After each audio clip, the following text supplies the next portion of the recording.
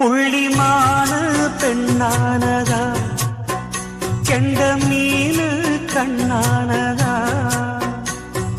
பூமுடிச்சு பொட்டு வச்சு புன்னகையில் தேன் தெளிச்சு பக்கம் ஒரு சொர்க்கம் வருதா.